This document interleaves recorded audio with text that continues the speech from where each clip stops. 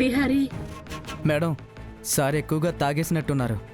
ఇలా ఇంటికి తీసుకెళ్లడం కూడా ప్రమాదం. డీహైడ్రేషన్తో ఏదైనా అవ్వచ్చు.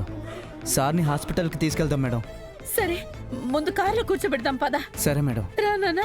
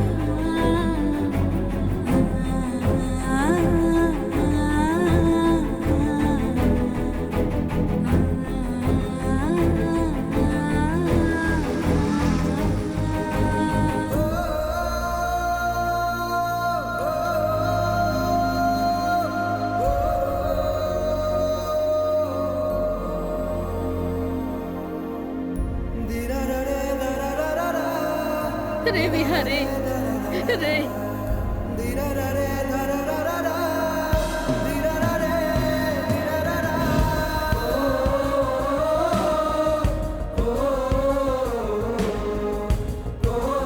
ఈ అబ్బాయి మీ అబ్బాయి అమ్మా? అవునండి, మా అబ్బాయి మీకు ముందే తెలుసా? అయ్యో, మీ అబ్బాయి నాకు తెలియపోవడం ఏంటండి?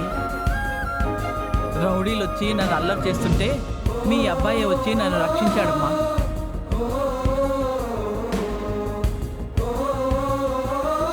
చాలా మంచివాడమ్మా.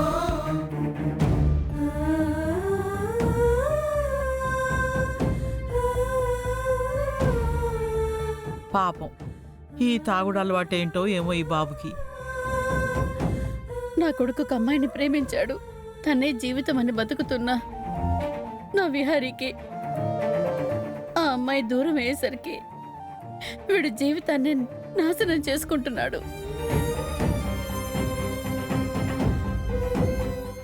తాగుడుకు బానిసయ్యి ఇదిగో ఇలా బ్రతుకుతున్నాడమ్మా వీడు.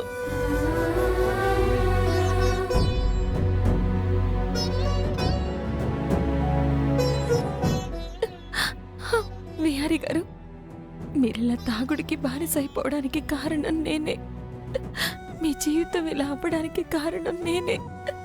నన్ను క్షమించండి విహారీ గారు.